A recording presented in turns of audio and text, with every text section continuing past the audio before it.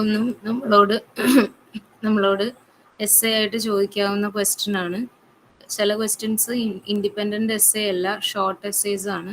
അപ്പോൾ ആ എസ്സേയുടെ major working പഠിച്ചിട്ട് അൽഗോറിതംസ് ഓൺവേർഡ്സിൽ എഴുതാം. അപ്പോൾ നിങ്ങളിവിടെ മനസ്സിലാക്കേണ്ട കാര്യം, ഇവിടെ നിങ്ങൾക്കുള്ള ഒരു അഡ്വാൻറ്റേജ് എന്താണെന്ന് വെച്ചാൽ, ടെക്സ്റ്റ് ബുക്കിലെ അൽഗോറിതംസ് അൽഗോരിതം കൊടുത്തിരിക്കുന്നത് സ്യൂഡോ കോഡായിട്ടാണ്. അൽഗോരിതം എന്ന് പറഞ്ഞാൽ സ്റ്റെപ്പ് ബൈ സ്റ്റെപ്പ് പ്രൊസീജിയർ എന്ന് മാത്രമേ അർത്ഥമുള്ളൂ. അപ്പോൾ സ്യൂഡോ കോഡായിട്ട് എഴുതണമെന്ന് നിർബന്ധമില്ല. നിങ്ങൾക്ക് ഇതേ കറസ്പോണ്ടിങ് അൽഗോരിതത്തിന്റെ വർക്കിംഗ് മനസ്സിലാക്കി കഴിഞ്ഞാൽ നിങ്ങൾ ഗൂഗിൾ ചെയ്ത് കഴിഞ്ഞാൽ ഇതിന് കറസ്പോണ്ടിങ് ഇപ്പോൾ ChatGPT അതുപോലത്തെയുള്ള മീഡിയത്തിൽ നോക്കിക്കഴിഞ്ഞാൽ you can get algorithms for this in step by step format. അതായത് നോർമൽ ഇംഗ്ലീഷ് സെന്റൻസിൽ ഫ്രേസസിൽ ഇതിന്റെ അൽഗോരിതംസ് കിടക്കുന്നത് കാണാം. ഞാനത് പ്രിസ്ക്രൈബ് ചെയ്യാൻ കാരണം എന്താണെന്ന് വെച്ചാൽ അത് കുറച്ചുകൂടെ നിങ്ങൾക്ക് എഴുതാൻ എളുപ്പമായിരിക്കും, rather than the pseudo code algorithm which is given in the text book. ഈ ടെക്സ്റ്റ് ബുക്കിലുള്ള സ്യൂഡോ കോഡ് അൽഗോരിതം അല്ലാതെ ആ അൽഗോരിതംസ് പഠിക്കാൻ പറ്റിയാൽ ഇറ്റ് വുഡ് ബി ഗുഡ്. അപ്പോൾ ഒരു 4-5 കാറ്റഗറി അൽഗോരിതംസ് ഇതിൻ്റെ അകത്തുണ്ട്. എല്ലാം ഒരു ലാർജ് വോളിയം ഓഫ് ഡേറ്റയിൽ നിന്ന് നിങ്ങൾക്ക് ആവശ്യമുള്ള നോട്ട്സ് സെർച്ച് ചെയ്യാനായിട്ട് ഹെൽപ്പ് ചെയ്യുന്ന അൽഗോരിതംസ് ആണ്. നിങ്ങളുടെ ഡേറ്റ ഒന്നെങ്കിൽ ഗ്രാഫിക്കൽ റെപ്രസെൻറ്റേഷൻ അല്ലെങ്കിൽ ട്രീ ലൈക്ക് റെപ്രസെൻറ്റേഷൻ ഒക്കെ ആയിരിക്കും കിടക്കുന്നത്. അതിൽ നിന്ന് ഇപ്പം നിങ്ങളുടെ സിനാരിയോയിൽ പറയുന്നത് പോലെ ഒപ്റ്റിമൽ വാല്യൂ അല്ലെങ്കിൽ സ്മോളസ്റ്റ് വാല്യൂ അല്ലെങ്കിൽ ലാർജസ്റ്റ് വാല്യൂ ഫൈൻഡ് ഔട്ട് ചെയ്യണം എന്നുണ്ടെങ്കിൽ എൻ്റെയർ ഡേറ്റയെ നിങ്ങളൊരു ട്രീ അല്ലെങ്കിൽ ഗ്രാഫായിട്ട് റെപ്രസെൻറ്റ് ചെയ്ത് ആ ഗ്രാഫിനെ നിങ്ങൾ സെർച്ച് ചെയ്യാനായിട്ട് തുടങ്ങണം. സെർച്ച് ചെയ്യാനുള്ള ഡിഫറെൻറ്റ് അൽഗോരിതംസ് ആണ് ഇവിടെ കാണുന്നത്. First algorithm is BFS, I suppose. First algorithm is uninformed search, informed search എന്ന് പറഞ്ഞ് 2 കാറ്റഗറി നിങ്ങൾക്ക് കാണും. അൺഇൻഫോംഡ് സെർച്ചിലാണ് നമ്മൾ പഠിക്കുന്ന മേജർ അൽഗോരിതംസ് കിടക്കുന്നത്. ഇൻഫോംഡ് സെർച്ചിൽ 2 അൽഗോരിതംസ് ആണുള്ളത്, A*ഉം AO* അൽഗോരിതം.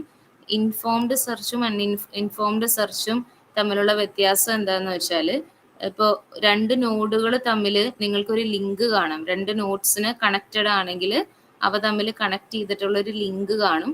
ഈ ലിങ്കിന് പാത്ത് കോസ്റ്റ്, അതായത് ഒരു ലിങ്കിന്റെ മുകളിൽ ഒരു ന്യൂമറിക്കൽ എഴുതുക എന്ന് പറഞ്ഞാൽ അതിന്റെ അർത്ഥം ആ ലിങ്കിന്റെ കോസ്റ്റ് ആണ് അവിടെ കൊടുത്തിരിക്കുന്നത്, പാത്ത് കോസ്റ്റ് ആണ് കൊടുത്തിരിക്കുന്നത്.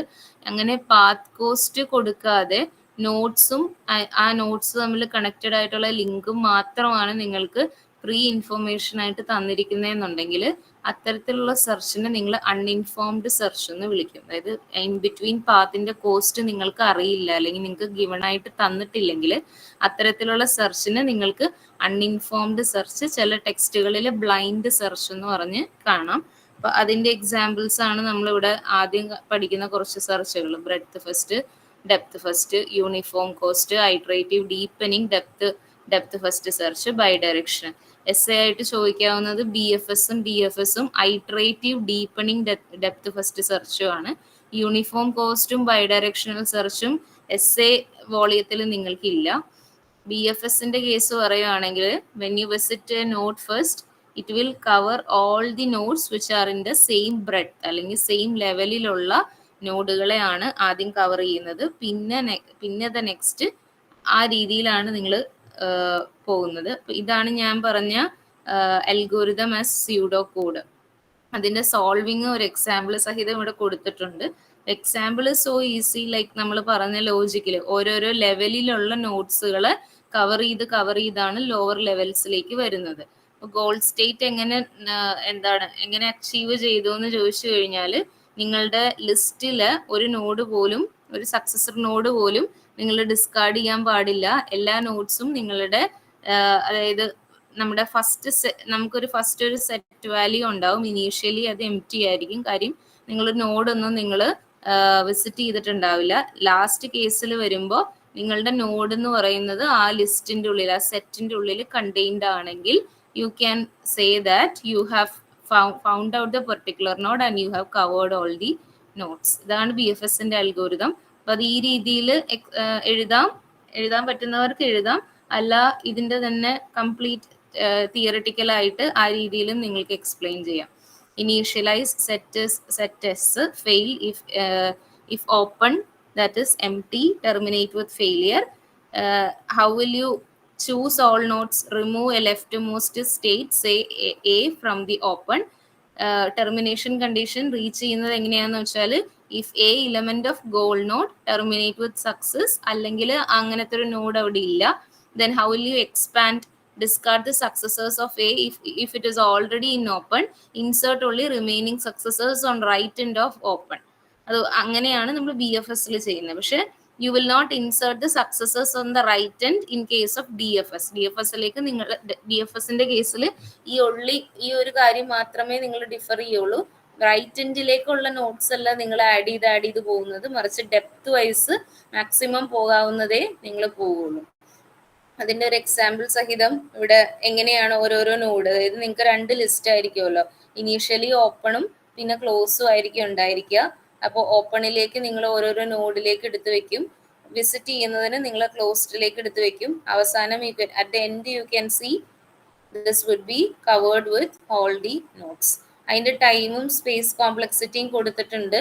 ബിഗ് ഓ നൊട്ടേഷനിൽ എത്ര സമയം എത്ര സ്പേസ് കോംപ്ലക്സിറ്റി വന്നു എന്നുള്ളത് ആക്ച്വലി സ്പീക്കിംഗ് അവിടെ ഉണ്ട്. ഓർത്തിരിക്കാൻ പറ്റുമെങ്കിൽ നിങ്ങൾ ഓർത്തിരിക്കുക. അത് അതായത് നമുക്കിവിടെ ഇപ്പൊ 4-5 അൽഗോരിതംസ് ഉള്ളത് കൊണ്ട് സാധാരണഗതിയിൽ നമ്മൾ എല്ലാ അൽഗോരിതംസും കവർ ചെയ്ത് വരുമ്പോൾ ഈ time complexity and space complexity സാധാരണഗതിയിൽ നമുക്ക് മാറിപ്പോകാറുണ്ട് അങ്ങോട്ടും ഇങ്ങോട്ടും. അത് നാച്ചുറൽ ആണ്. അതാ ഞാൻ പറഞ്ഞത്, ഓർത്തിരിക്കാൻ പറ്റുമെങ്കിൽ ഓർത്ത് വെച്ച് എഴുതുക. ഇവിടെ ഒരു പോയിന്റ് പറയാനുള്ളത്, ബി എഫ് എസിന്റെ അൽഗോരിതം ഒപ്റ്റിമൽ ആണ്, അല്ലെങ്കിൽ ബി എഫ് എസിന്റെ അൽഗോരിതം കംപ്ലീറ്റ് ആണ്. അതായത് നിങ്ങൾക്കൊരു നോഡ് മിസ്സാകുക അല്ലെങ്കിൽ നോഡ് കിട്ടിയ ആൻസർ ഇൻകറക്റ്റ് ആകുക, അങ്ങനത്തെ ഫീച്ചേഴ്സ് ഒന്നും ബി എഫ് എസിന്റെ വർക്കിംഗിൽ വരുന്നില്ല. Performance, complexity, performance, advantages, disadvantages എല്ലാം കൊടുത്തിട്ടുണ്ട്, വായിച്ചു നോക്കുക. ഇതെല്ലാം നിങ്ങൾക്ക് പോയിന്റ്സ് ആയിട്ട് ഇൻക്ലൂഡ് ചെയ്യാവുന്നതാണ്. ഡെപ്ത് ഫസ്റ്റ് സെർച്ച് റിവേഴ്സ് പ്രോസസ്സിലാണ് നടക്കുന്നത്. ലൈക്ക് നിങ്ങൾ ഡെപ്ത് വൈസാണ് നിങ്ങൾ പോകുന്നത്. ഇനി ഒരു പർട്ടിക്കുലർ നോഡ് എത്തുമ്പോൾ നിങ്ങൾ അതിന്റെ എൻഡ് മാർക്ക് ചെയ്തിട്ടുണ്ടെങ്കിൽ, അല്ലെങ്കിൽ ആ ഡെപ്തിന്റെ എൻഡിൽ വന്നിട്ടുണ്ടെങ്കിൽ you will back track and explore the next consequent path. അപ്പൊ അതിന്റെയും അൽഗോരിതം ഒരു ടേബിൾ ആയിട്ട് ഇവിടെ this one. Initialization set is equal to S തന്നെ. ഓപ്പണിൽ സെറ്റ് ആദ്യത്തെ കേസിൽ എം ടി തന്നെ. അത് കഴിഞ്ഞ് നിങ്ങൾ എന്ത് ചെയ്യും, നിങ്ങൾ ലെഫ്റ്റ് മോസ്റ്റിലേക്ക് നിങ്ങൾ നിങ്ങളുടെ സെലക്ഷൻ നിങ്ങൾ പ്രൊസീഡ് ചെയ്യും. ടെർമിനേറ്റ് ചെയ്യുന്ന എങ്ങനെയാണ്, ഓരോ നോട്ട്സിനെ നിങ്ങൾ ഗോൾ നോഡിലേക്ക് വിടുമ്പോൾ എക്സ്പാൻഡിന്റെ സെക്കൻഡ് പോർഷനിൽ മാത്രം ഡിഫറൻസ് ഉണ്ട്. അതായത് insert remaining successors on left end of open. അപ്പൊ ലെഫ്റ്റ് എൻഡ് എന്ന് ഉദ്ദേശിക്കുമ്പോഴും നമ്മൾ നേരത്തെ അവിടെ കണ്ടത് റൈറ്റ് എൻഡ് ഓഫ് ഓപ്പൺ എന്നായിരുന്നു. റൈറ്റ് എന്ന് പറഞ്ഞാൽ അവർ ഉദ്ദേശിച്ചത് സെയിം ലെവലിലുള്ള അടുത്തടുത്ത നോട്ട്സിനെ വിസിറ്റ് ചെയ്തു പോവുക. ഈ ലെഫ്റ്റ് എൻഡ് എന്ന് അവർ ഉദ്ദേശിച്ചത് ഇപ്പൊ നിങ്ങൾ നിൽക്കുന്ന ലെവലില് താഴത്തേക്ക് ഏതെങ്കിലും നോട്ട്സ് ഉണ്ടോ, ആ താഴത്തേക്കുള്ള നോട്ട്സിനെ മൊത്തത്തിൽ കവർ ചെയ്യുക. അറ്റം എത്തുമ്പോൾ U will back track and you will find the remaining successor notes. Consecutive ആയിട്ടുള്ള അടുത്ത നോട്ട്സ് വരുമ്പോൾ അത് കണ്ടുപിടിക്കുക. അപ്പൊ പലതരത്തിലുള്ള പ്രീവിയസ് ഇയർ ക്വസ്റ്റ്യൻസ് നമ്മുടെ ക്വസ്റ്റ്യൻ പേപ്പറിൽ നോക്കിക്കഴിഞ്ഞാൽ നിങ്ങൾക്ക് കാണാൻ പറ്റും. ബി എഫ് എസ് മാത്രം ചിലപ്പോൾ ചോദിക്കാം, ഡി എഫ് എസ് മാത്രം ചോദിക്കാം, ബി എഫ് എസും ഡി എഫ് എസും കൂടെ കമ്പയർ ചെയ്ത് ചോദിക്കാം. പക്ഷെ പറയാനുള്ളത്, ഇനിയുള്ള അൽഗോരിതംസ് ചോദിക്കുന്നതിനേലും കൂടുതൽ number of times B F എസും ഡി എഫ് എസും ആണ് ചോദിച്ചിട്ടുള്ളത്. That you can understand from the ഒരു 2-3 ക്വസ്റ്റ്യൻ പേപ്പേഴ്സ് നിങ്ങൾ കമ്പയർ ചെയ്യുമ്പോൾ, 3-4 ക്വസ്റ്റ്യൻ പേപ്പേഴ്സ് കമ്പയർ ചെയ്യുമ്പോൾ നമുക്ക് കാണാൻ പറ്റും ഈ എ സ്റ്റാറും എ ഒ സ്റ്റാറും ഒക്കെ ചോദിക്കുന്നതിനേലും കൂടുതൽ number of times B F എസും ഡി എഫ് എസും ആണ് ചോദിച്ചിരിക്കുന്നത്. എക്സാമിന് ഫീസിബിൾ ആയിട്ടുള്ള ഒരു ക്വസ്റ്റ്യൻ ആയതുകൊണ്ടാണ്. ഇവിടെ കമ്പാരിസൺ കൊടുത്തിട്ടുണ്ട്. കമ്പാരിസണിൽ മെയിൻ ഇമ്പോർട്ടൻറ്റ് പോയിന്റ് പറയാനുള്ളത്, ബി എഫ് എസ് കംപ്ലീറ്റ് ആണെന്നോ ഒപ്റ്റിമൽ ആണെന്നോ നമുക്ക് ക്ലെയിം ചെയ്യാൻ പറ്റില്ല. D F S, depth first search. പക്ഷെ ബി എഫ് എസ് അങ്ങനെയല്ല, ബി എഫ് എസ് കംപ്ലീറ്റ് ആണ്. ഇനി ഈ ഡി എഫ് എസ്, നമ്മൾക്ക് ഡി എഫ് എസിന്റെ ഇവിടെ ഡിസഡ്വാൻറ്റേജ് ആയിട്ട് കൊടുത്തിട്ടില്ല അല്ലെ. ഡി എഫ് എസിന് ഡിസഡ്വാൻറ്റേജസ് ഉണ്ട്. അതിന്റെ മെയിൻ ഡിസഡ്വാൻറ്റേജ് ആണ് എന്താണ്, ഇറ്റ് ഇസ് നോട്ട് ഒപ്റ്റിമൽ എന്നുള്ളത്. യു ക്യാൻ സി ഇതിവിടെ മിസ്റ്റേക്ക് ആണ് എഴുതിയിരിക്കുന്നത്. ഡി എഫ് എസിന്റെ പെർഫോമൻസ് ആണ് ഇവിടെ പറഞ്ഞിരിക്കുന്നത്. ഡി എഫ് എസിന്റെ പെർഫോമൻസ് ആണ് പറഞ്ഞിരിക്കുന്നത്. D F S algorithm is complete and D F S algorithm is not optimal എന്നാണ് ആക്ച്വലി ഇവിടെ വരേണ്ടത്. ഇവിടെ ബി എന്നാണ് എഴുതിയിരിക്കുന്നതെന്നുണ്ടെങ്കിലും ആക്ച്വലി ഇത് DFSന്റെ ടോപ്പിക്കിന്റെ അണ്ടറിലാണ് വരുന്നത്. ഇപ്പൊ ഡി ആണ് അവർ, അതായത് ഡെപ്ത് ഫസ്റ്റ് സെർച്ചിനെ പറ്റിയിട്ടാണ് അവർ ഒപ്റ്റിമൽ അല്ല എന്ന് പറഞ്ഞിരിക്കുന്നത്. അപ്പോൾ സ്പെല്ലിംഗ് പ്രിന്റിംഗ് മിസ്റ്റേക്ക് ആണിത്. You have to understand. Depth first search algorithm optimal ആണെന്ന് നമുക്ക് ക്ലെയിം ചെയ്യാൻ പറ്റില്ല. താഴത്തേക്ക് പോകുമ്പോൾ ഇപ്പൊ നിങ്ങളുടെ നോഡിന്റെ വാല്യൂ, അതായത് ഡെപ്ത് കൂടുതലുള്ള കേസസിൽ, ഡെപ്ത് കൂടുതലുള്ള ഗ്രാഫിന്റെ കേസിൽ നിങ്ങൾക്ക് കിട്ടുന്ന ഫൈനൽ റിസൾട്ട് ഒപ്റ്റിമൽ റിസൾട്ട് ആണെന്ന് ക്ലെയിം ചെയ്യാനായിട്ട് പറ്റില്ല. അതാണ് main difference between this BFS and DFS. അപ്പോൾ ആ ഒരു ഡ്രോബാക്ക് ഓവർകം ചെയ്യാൻ വേണ്ടിയിട്ടാണ് നിങ്ങൾ iterative deepening depth first search എന്ന് പറയുന്ന അൽഗോരിതം നിങ്ങൾ അഡോപ്റ്റ് ചെയ്യുന്നത്. Iterative deepening depth first.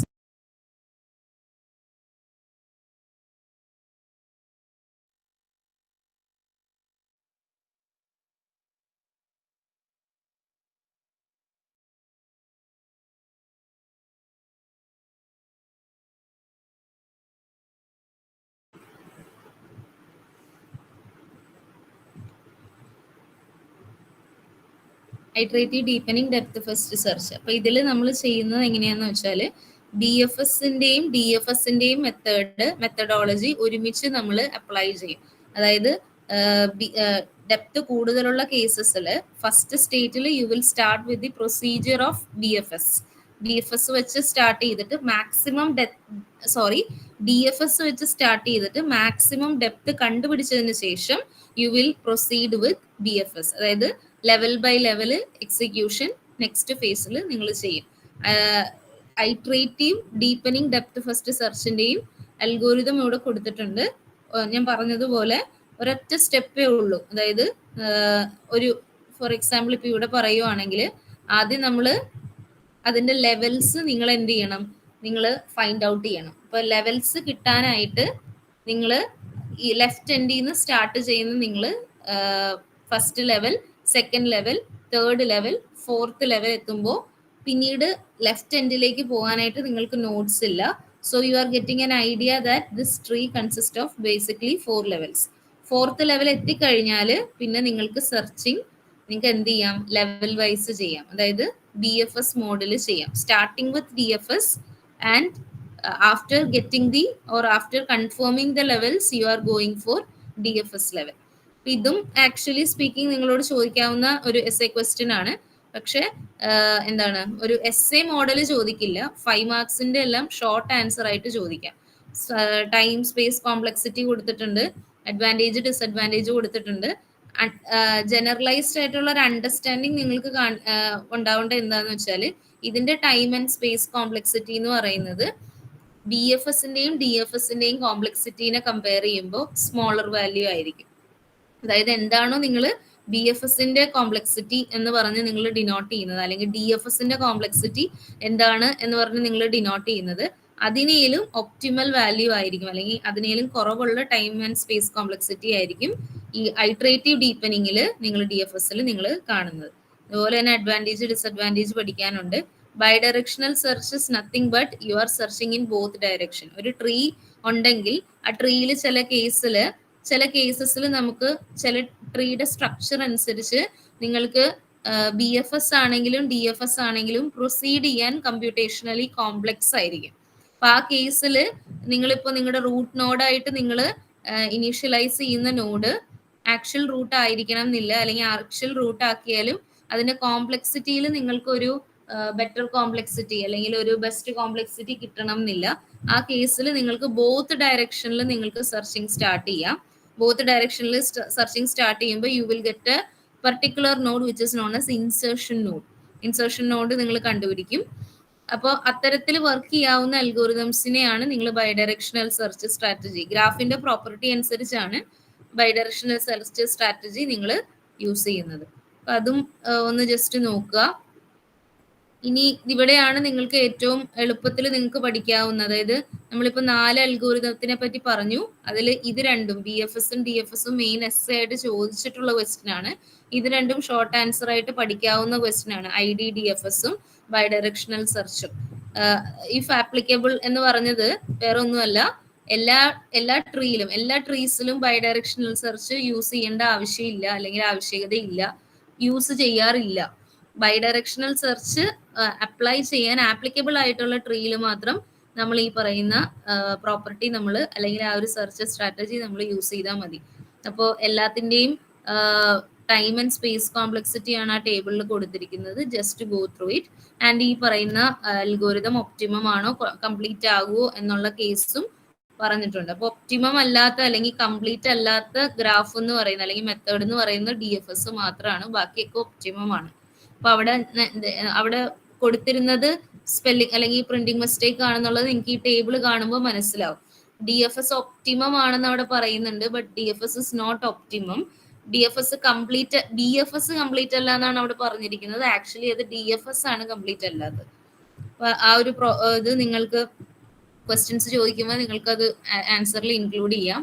ഇനി നമ്മൾ ഇൻഫോംഡ് സെർച്ച് ആണ് വരുന്നത്. ഇൻഫോംഡ് സെർച്ച് സ്ട്രാറ്റജി എപ്പോഴും ഹ്യൂറിസ്റ്റിക്സ് ആയിരിക്കും. അതിൽ നിങ്ങൾക്ക് A സ്റ്റാറും AO സ്റ്റാറും ആണ് ഇമ്പോർട്ടൻ്റ് ആയിട്ട് വരുന്ന അൽഗോരിതം. ഹ്യൂറിസ്റ്റിക് അൽഗോരിതത്തിന്റെ പ്രത്യേകത എന്ന് പറഞ്ഞാൽ നമ്മൾ നേരത്തെ പറഞ്ഞതുപോലെ 2 നോഡുകൾ തമ്മിൽ നിങ്ങൾക്ക് വാല്യൂസ് തരുമ്പോൾ അതില് എന്താണ് അതിൽ നിങ്ങൾക്ക് നോഡിന് അസൈൻ ചെയ്തിട്ടുള്ള നോഡിന് അസൈൻ ചെയ്തിട്ടുള്ള cost, path cost തന്നിട്ടുണ്ടാവും.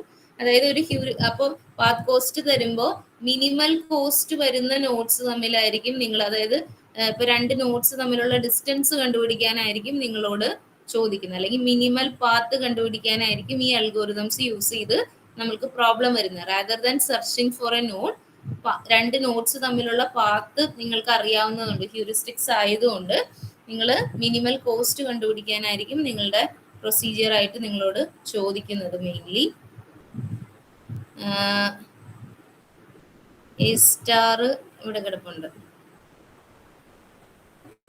A star algorithm ഒരു commonly used best first search algorithm ആണ്.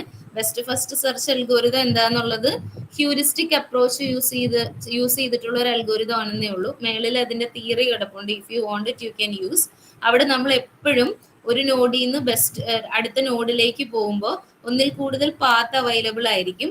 അപ്പൊ ആ പാത്ത് കോസ്റ്റ് നോക്കി അതിൽ ബെസ്റ്റ് ആയിട്ടുള്ളതിന് നിങ്ങൾ ആദ്യം എടുക്കുന്നു. അല്ലെങ്കിൽ ഒറ്റ വാക്കി പറഞ്ഞാൽ നമ്മൾ നേരത്തെ പറഞ്ഞ പോലെ ഹ്യൂറിസ്റ്റിക് അപ്രോച്ച് യൂസ് ചെയ്യുന്നു. അപ്പൊ ഹ്യൂറിസ്റ്റിക് അപ്രോച്ച് യൂസ് ചെയ്യുമ്പോൾ നിങ്ങൾക്ക് സാധാരണഗതിയിലുള്ള ബുദ്ധിമുട്ട് എന്താണ്? അതായത് നിങ്ങൾ എടുക്കുന്ന പാത്ത് എപ്പോഴും ഒപ്റ്റിമൽ പാത്ത് ആയിരിക്കണം എന്നില്ല. അതായത് റിസൾട്ട് ഒപ്റ്റിമം ആണെന്ന് നിങ്ങൾക്ക് അഷ്യൂർ ചെയ്യാനായിട്ട് പറ്റില്ല. അതാണ് ഈ ഹ്യൂറിസ്റ്റിക്സിന്റെ ബുദ്ധിമുട്ട്. അതാണ് F(n) എന്ന് പറയുന്നത് G(n) പ്ലസ് H(n) ആണ്. അതായത് ആ പറയുന്ന AO സ്റ്റാർ അൽഗോരിതത്തിന്റെ ഫിറ്റ്നസ് ഫംഗ്ഷൻ ആണ് ഈ ഡിസ്ക്രൈബ് ചെയ്തിരിക്കുന്നത്. F(n) is equal to G(n) plus H(n). അപ്പൊ F(n) എന്താണ്? Estimated cost of cheapest solution. അതാണ് നമ്മൾ കണ്ടുപിടിക്കേണ്ടത്. അത് എന്ന് പറയുന്നത് 2 ഫംഗ്ഷൻസിന്റെ അഡിഷൻ ആണ്, അല്ലെങ്കിൽ 2 ഫംഗ്ഷൻസിന്റെ അഡിക്റ്റീവ് പ്രോപ്പർട്ടി ആണ്. Cost to reach node from the start node plus cost to reach from node N to goal state. ഇതാണ് G(n) ആൻഡ് H(n). അത് ജസ്റ്റ് നോട്ട് ചെയ്യുക. ഇനി ഒരു എന്താ പറയുന്നത്, ഒരു അൽഗോരിതം ഇസ് ഗിവൺ ഹിയർ. അൽഗോരിതത്തിലെ പ്രത്യേകത എന്ന് പറയുന്നത് നിങ്ങൾക്ക് ആദ്യം തന്നെ as we have already scene നിങ്ങൾക്ക് ഓപ്പണും ക്ലോസ്ഡ് എന്ന് പറഞ്ഞ 2 സെറ്റ് ഉണ്ട്. ഇതിന്റെ കൂടെ തന്നെ നമ്മൾ പറഞ്ഞല്ലോ F(n) എന്ന് പറഞ്ഞാൽ എന്താ? G(n) പ്ലസ് H(n) ആണ്. അപ്പൊ G(n) ഉം H(n) ഉം നിങ്ങൾക്ക് ആവശ്യമുണ്ട്, അല്ലെങ്കിൽ G(s) ഉം H(s) ഉം നിങ്ങൾക്ക് ആവശ്യമുണ്ട്. അപ്പൊ G(s) എന്ന് പറയുന്നത് അതായത് കോസ്റ്റ് ഫ്രം ദി G(n) എന്തായിരുന്നു? കോസ്റ്റ് ഫ്രം ദി ഇവിടെ കൊടുത്തിട്ടുണ്ട്. Cost to reach the node from the start state. നിങ്ങൾ എടുക്കുന്ന പെർട്ടിക്കുലർ നോഡിന് സ്റ്റാർട്ട് സ്റ്റേറ്റിൽ നിന്നുള്ള കോസ്റ്റ് ആണ് G(n). അപ്പോൾ ആ G(n) എന്ന് പറയുമ്പോൾ നിങ്ങൾ ആദ്യത്തെ നോഡിനെ കൺസിഡർ ചെയ്യുമ്പോൾ ആദ്യത്തെ നോഡാണ് നിങ്ങളുടെ ഫസ്റ്റ് നോഡ്. ഫസ്റ്റ് നോഡിന് അത് 0 വാല്യൂ ആയിരിക്കും ഉണ്ടായിരിക്കുക. വെയിറ്റ്, നേരത്തെ ഡിസ്കസ് ചെയ്തത് ഇത് രണ്ടും സെയിം തന്നെയാണ്. ഇത് A സ്റ്റാർ അൽഗോരിതത്തിന്റെ സ്യൂഡോ കോഡ്. അതായത് ഈ പറയുന്ന സാധനങ്ങൾ തന്നെ as form of equations you can see here. ഒന്നെങ്കിൽ നിങ്ങൾക്ക് ഇത് പഠിക്കാം, അല്ലെന്നുണ്ടെങ്കിൽ വർക്കിംഗ് ഓഫ് A സ്റ്റാർ എന്ന് പറയുന്നത് നിങ്ങൾക്ക് ഡിസ്ക്രിപ്റ്റീവ്ലി അല്ലെങ്കിൽ സ്റ്റെപ്പ് ബൈ സ്റ്റെപ്പ് ആയിട്ട് എഴുതാം. അപ്പോൾ എന്താണ് കോഡ് പഠിക്കാൻ അല്ലെങ്കിൽ കോഡ് നോക്കാനായിട്ട് കുറച്ച് ബുദ്ധിമുട്ടുള്ളവർക്ക് നിങ്ങൾക്ക് കുറച്ചുകൂടെ എളുപ്പം എന്ന് പറയുന്നത് ഈ സെക്കൻഡ് അൽഗോരിതം പഠിക്കുന്നതായിരിക്കും. Define list open. ഇനീഷ്യലി ഓപ്പണിൽ എന്ത് മാത്രമേ ഉള്ളൂ? ഒറ്റ നോഡ് നിങ്ങളുടെ സ്റ്റാർട്ട് നോഡ് മാത്രമേ ഉള്ളൂ. Consist of single node, that is A start node, yes. If the list is empty then return failure and exit. List empty ആണെന്നുണ്ടെങ്കിൽ ഒരു നോഡ് പോലും ഇല്ലെന്നാണ് അർത്ഥം, അതായത് ഗ്രാഫ് എംപ്റ്റി ആണെന്നാണ് അർത്ഥം. അപ്പൊ നിങ്ങൾക്ക് എക്സിറ്റ് ചെയ്യാം. അല്ലെങ്കിൽ നിങ്ങൾക്ക് എന്ത് ചെയ്യാം, മിനിമം ഒരു നോഡെങ്കിലും ഉണ്ടെങ്കിൽ നിങ്ങൾ അതിനെ വിസിറ്റ് ചെയ്യണം. ഒന്നിൽ കൂടുതൽ നോഡ് ഉണ്ടെങ്കിൽ നിങ്ങൾ ഐട്രേറ്റീവ്ലി നിങ്ങൾ വിസിറ്റ് ചെയ്യണം. Remove node n with the smallest value of f of n from open and move it to list closed. If node is a goal state, return success and exit. Goal state ആണെന്ന് മനസ്സിലാകുന്നത് എങ്ങനെയാ? നിങ്ങളുടെ ക്ലോസ്ഡില് വേറെ ലിസ്റ്റുകൾ പാടില്ല, വേറെ നോഡുകൾ നിങ്ങൾക്ക് പാടില്ല. അല്ലാത്ത പക്ഷം നിങ്ങൾ ക്ലോസ്ഡ് നിന്ന് ഓരോരോ നോഡ് റിമൂവ് ചെയ്ത് സ്മോളസ്റ്റ് വാല്യൂ കൺസിഡർ ചെയ്തിട്ടുള്ള നോഡ് നിങ്ങൾക്ക് എന്ത് ചെയ്യാം, ഓപ്പണിലേക്ക് എടുത്തിടാം. അതായത് ഇപ്പൊ ഫോർ എക്സാമ്പിൾ ഒരു നോഡിൽ നിന്ന് നിങ്ങൾ അടുത്ത നോഡിലേക്ക് നിങ്ങൾ ജമ്പ് ചെയ്യാനായിട്ട് നിൽക്കുമ്പോൾ, സപ്പോസ് ഇപ്പൊ നിങ്ങൾക്ക് 4 പാത്തുകൾ ഉണ്ടെങ്കിൽ ആ 4 പാത്തിൽ മിനിമം കോസ്റ്റ് വരുന്ന പാത്തായിരിക്കും നിങ്ങൾ എടുക്കുന്നത്. അതിനെ നിങ്ങൾ എക്സ്പാൻഡ് ചെയ്യുക. If any successor to node n is a goal node, return success and solution by tracking the path from goal to the s. അപ്പൊ നിങ്ങളുടെ ഗോൾ വാല്യൂ എന്താണ്, ഫൈനൽ വാല്യൂ എന്താണ്, ആ ഒരു പെർട്ടിക്കുലർ നോഡിന്റെ കോസ്റ്റ് മാത്രമല്ല, ഫ്രം ദ സ്റ്റാർട്ടിങ് നിങ്ങളുടെ open എന്ന് പറയുന്ന നോഡിൽ എന്തെല്ലാം വാല്യൂസ് പെട്ടിട്ടുണ്ടോ, എന്തെല്ലാം കോസ്റ്റുകൾ പെട്ടിട്ടുണ്ടോ, ആ കോസ്റ്റിന്റെ സം ആയിരിക്കും, ടോട്ടൽ സം ആയിരിക്കും നിങ്ങളുടെ ഗോൾ വാല്യൂ. ഇനി for each successor node apply the evaluation function F to the node. നിങ്ങൾക്ക് വൺസ് നിങ്ങളുടെ ടോട്ടൽ കോസ്റ്റ് കിട്ടിയിട്ടുണ്ടെങ്കിൽ, അതായത് സ്റ്റാർട്ട് നോഡിൽ നിന്ന് ഇപ്പൊ നിൽക്കുന്ന നോഡ് വരെയുള്ള കോസ്റ്റുകൾ നിങ്ങൾ ആഡ് ചെയ്തിട്ടുണ്ടെങ്കിൽ പിന്നെ നിങ്ങൾ എഫ് കണ്ടുപിടിക്കുക എന്നുള്ളതാണ് നിങ്ങളുടെ ഫംഗ്ഷൻ. എഫിന്റെ വാല്യൂ എന്താണ്, G of N plus H of N ആണ്. അത് നിങ്ങൾ ചെയ്യുക. എന്നിട്ട് go to the, if the node has not been either in the list, add it to open, then go back to the step 2. Go back to the step 2 means list empty ആകുകയാണെന്നുണ്ടെങ്കിൽ exit ചെയ്യാന്നുള്ളതാണ് step 2. അതായത് total നോട്ട്സിൽ നിങ്ങൾ ഈ പറയുന്ന procedure നിങ്ങൾ ചെയ്യുക. ഇത് നിങ്ങൾക്ക് വേണമെങ്കിൽ നോക്കാം. ഇത് തന്നെ നിങ്ങൾക്ക് സ്യൂഡോ കോഡായിട്ട് ഇവിടെ കിടപ്പുണ്ട്. സെയിം തിങ് ആണ് അവർ പറയുന്നത്. അത് നിങ്ങൾക്ക് ഒന്നെങ്കിൽ അത് പഠിക്കാം അല്ലെങ്കിൽ ഇത് പഠിക്കാം. രണ്ട് എഴുതി വെച്ചാലും the answer is same. AO സ്റ്റാറിന്റെ വർക്കിംഗ് കൊടുത്തിട്ടുണ്ട്. ഒരു എക്സാമ്പിൾ നിങ്ങൾക്ക് നോക്കാം. പിന്നെ കുറെ തിയറിറ്റിക്കൽ ബാക്ക്ഗ്രൗണ്ട്സ് ആണ്, അത് ജസ്റ്റ് വായിച്ചു വെച്ചാൽ മതി. എക്സാമിന് ചോദിക്കുന്നത് എക്സ്പ്ലെയിൻ ദ വർക്കിംഗ് ഓഫ് അല്ലെങ്കിൽ explain the algorithm four A star algorithm എന്നാണ്. പിന്നെ വേറൊരു സംഭവം ഉണ്ട്, മെമ്മറി ബൗണ്ട് ഹ്യൂറിസ്റ്റിക് സെർച്ച്. അതിൽ കുറച്ച് അൽഗോരിതംസ് വരുന്നുണ്ട്, പക്ഷെ ആ അൽഗോരിതംസ് ഒന്നും എസ് ആയിട്ട് ചോദിക്കാനായിട്ടില്ല.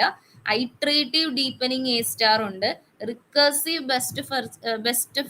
ബെസ്റ്റ് ഫസ്റ്റ് സെർച്ച് ഉണ്ട്, മെമ്മറി ബൗണ്ട് എ സ്റ്റാർ ഉണ്ട്. അപ്പൊ മെമ്മറി ബൗണ്ട് ഹ്യൂറിസ്റ്റിക് സെർച്ചിന്റെ മെയിൻ പ്രത്യേകത എന്താന്ന് വെച്ചാൽ they have some hardware units which are capable of saving the previous state value. Previous state value എന്ന് പറഞ്ഞാൽ നിങ്ങളുടെ കോസ്റ്റ്, അതായത് പാത്ത് കോസ്റ്റ് സേവ് ചെയ്യാനായിട്ട് കുറച്ച് മെമ്മറി മെക്കാനിസംസ് അവർക്കുണ്ട്. അതാണ് അവരുടെ അഡ്വാൻറ്റേജ്. ചെറിയ മാർക്കിന്റെ ക്വസ്റ്റ്യൻസ് എക്സ്പെക്ട് ചെയ്യാം ആ ഒരു സെക്ഷനിൽ നിന്ന്. അത് ജസ്റ്റ് വായിച്ചു നോക്കുക. ഇവിടെ നമുക്ക് ബേസിക് ആയിട്ട് നിങ്ങൾ പഠിച്ചിട്ടുള്ള എല്ലാ അൽഗോരിതംസും വായിക്കണം. അതിൽ BFS, DFS, A star algorithm focus ചെയ്യണം. ലൈക്ക് essay ആയിട്ട് നിങ്ങൾക്കത് ആ വോളിയത്തിൽ നിങ്ങൾ ഈ പറയുന്ന സെഷൻസ് നിങ്ങൾ വായിക്കുക, പഠിക്കുക. ഇനി 4ാമത്തെ unit predictive and propositional logic ആണ്.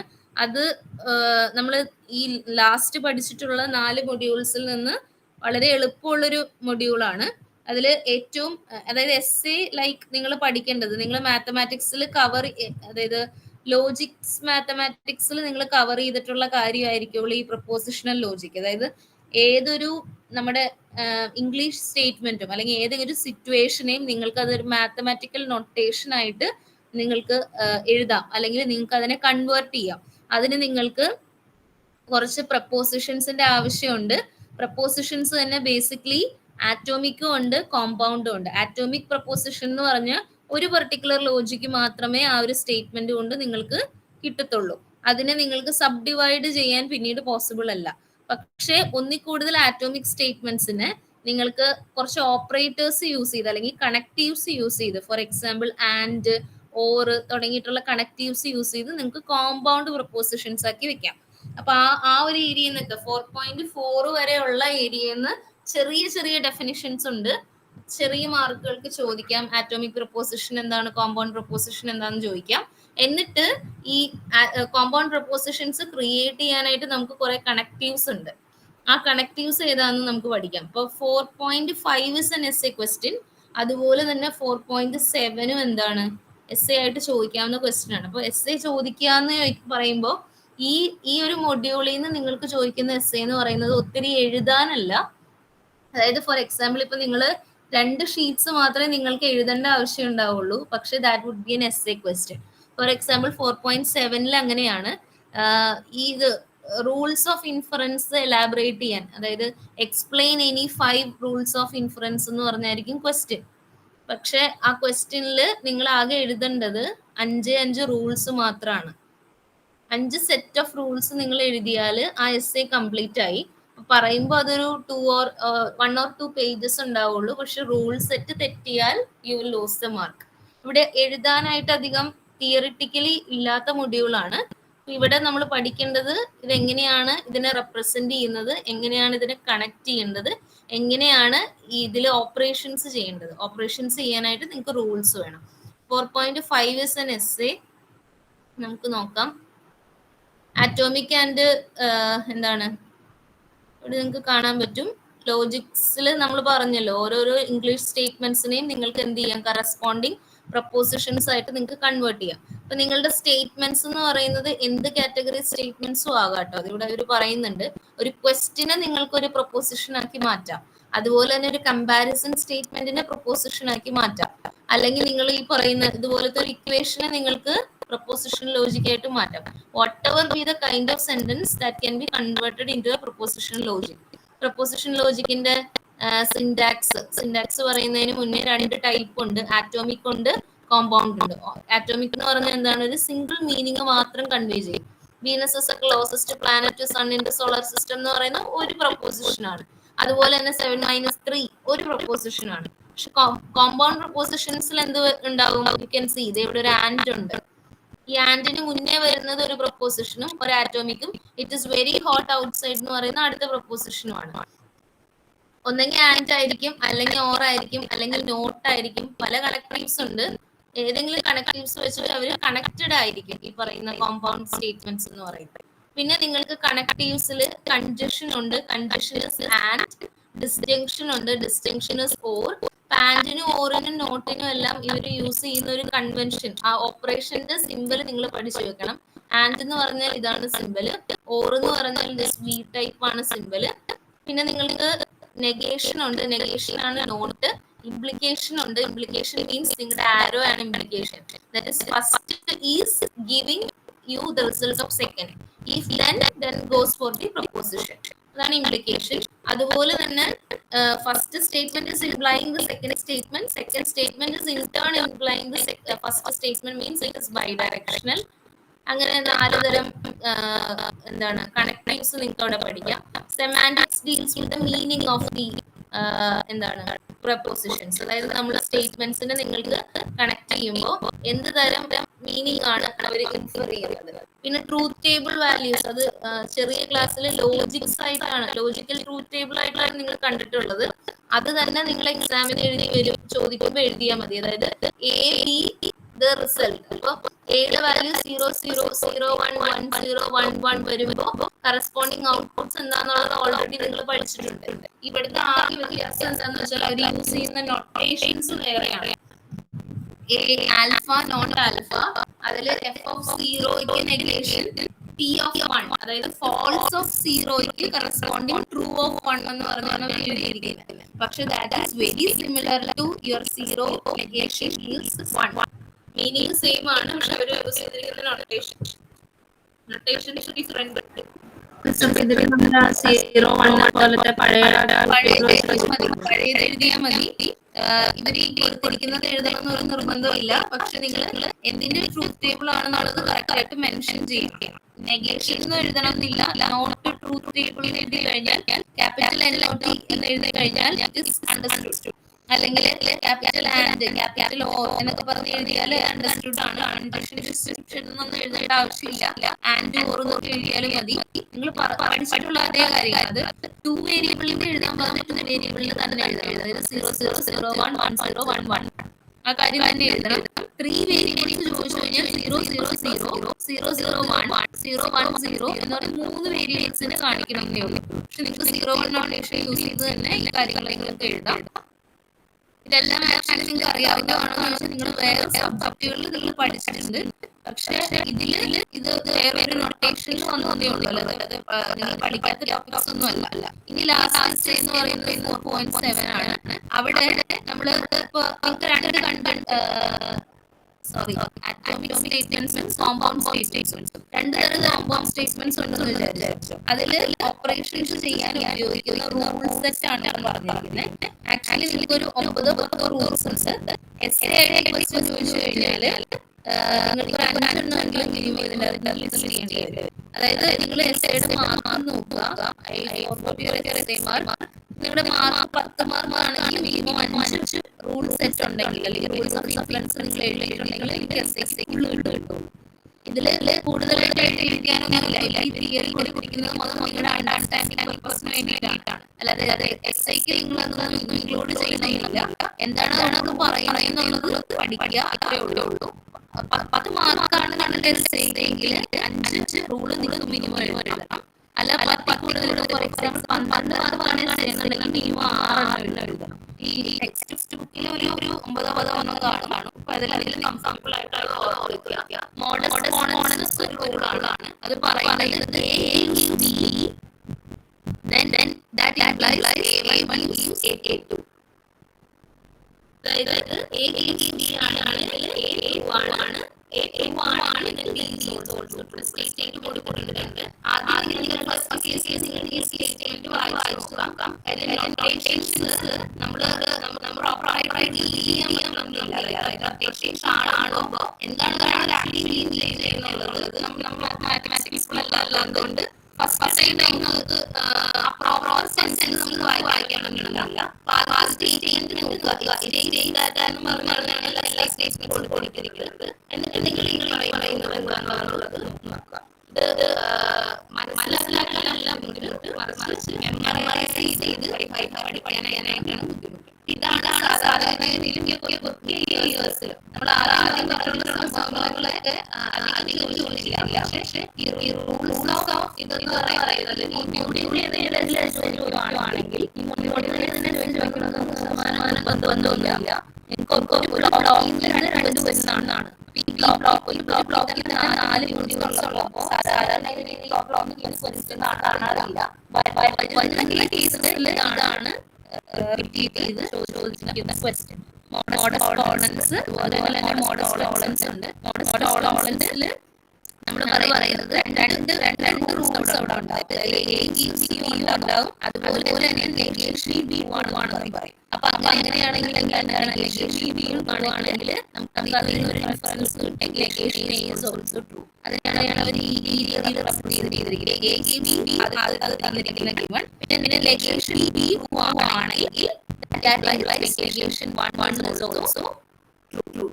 അതുപോലെ തന്നെ ഡിസ്റ്റിങ്ക്റ്റ് ലോജിക്സും ഉണ്ട്. അഡിഷൻ റൂൾ ഉണ്ട്. ഇതിൽ അഡിഷൻ സോ സിമ്പിൾ, നമുക്ക് പെട്ടെന്ന് മനസ്സിലാവും. Simplification is also simple. Concession എന്ന് പറഞ്ഞാൽ ആൻഡ് യൂസ് ചെയ്യുന്ന, അതായത് ആൻഡ് വർക്ക്ഔട്ട് ചെയ്യുന്ന പ്രോബ്ലമാണ്. A1 A2 ആണെങ്കിൽ A1 and A2 ട്രൂ ആവുന്ന കേസിൽ A1 and A2 ഉണ്ട്. അതുപോലെ തന്നെ ഹൈപ്പോത്തറ്റിക്കൽ സിലോജിസം, അബ്സോർപ്ഷൻ എന്നൊക്കെ പറയുന്ന പ്രോപ്പർട്ടീസ് ഉണ്ട്. അബ്സോർപ്ഷൻ പറയുന്നത് എന്താണെന്ന് വെച്ചാൽ ഒരു റൂള് നമ്മള് അബ്സോർബ് ആയിപ്പോകും. അതായത് ഫോർ എക്സാമ്പിൾ ഇവിടെ കൊടുത്തിരിക്കുന്ന റൂൾ ഇങ്ങനെയാണ്: A1 ട്രൂ ആണ്, A2 ട്രൂ ആണ്, A1 ഈസ് A2 ആണ്. അങ്ങനെയാണെങ്കിൽ A1 മാത്രം, അതായത് A1 A2 ട്രൂ ആണല്ലോ, അതാണ് നിങ്ങൾക്ക് A1 തരുന്നത്. അങ്ങനത്തെ കേസിൽ A1 can produce, A1 can give A1 and A2. ഓറല്ല, ഒരു വർക്ക്ഔട്ട് ആവില്ല. A1 and A2. So from a single production rule implies two different conditions. അല്ലെങ്കിൽ two different your propositions A1 and A2. ഇതാണ് absorption എന്ന് പറയുന്നത്. ഒത്തിരി rules ഉണ്ട്, എല്ലാം ഓർക്കണ്ട. മറിച്ച് നിങ്ങൾക്ക് എന്താ പറയുന്നത്, നിങ്ങൾക്ക് ഓർത്തിരിക്കാൻ പറ്റുന്ന ഒരു 6 മാക്സിമം ഇതിന്ന് ഓർത്ത് വയ്ക്കാം. താഴേക്ക് കുറച്ച് റൂൾ സെറ്റ്സ് ഫോർ റീപ്ലേസ്മെന്റ്, അതുപോലെ തന്നെ വാലിഡിറ്റി, സാറ്റിസ്ഫയബിലിറ്റി എന്നൊക്കെ പറഞ്ഞ് കൊടുത്തിട്ടുണ്ട്. എക്സാം പോയിന്റിൽ ഇതൊന്നും ഇതേ വരെ ഇതൊന്നും ചോദിച്ചു കണ്ടിട്ടില്ല.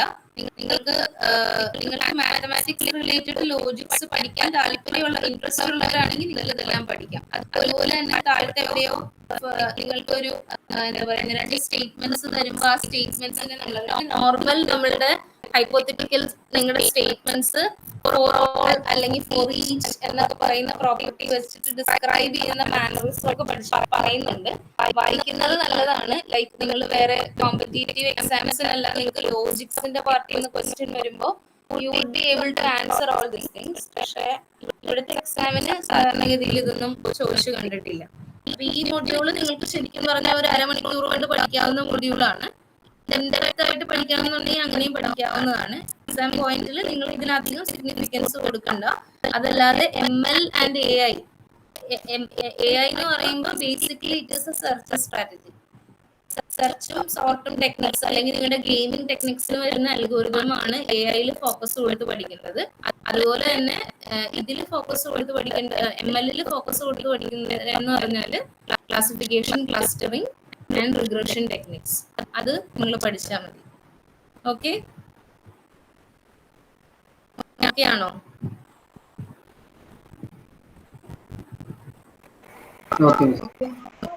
നെക്സ്റ്റ് ബ്ലോക്ക് നമുക്ക് അടുത്ത ക്ലാസ്സിൽ എടുക്കാം. Hopefully tomorrow. If there is any change, I shall let you know. Okay, sure.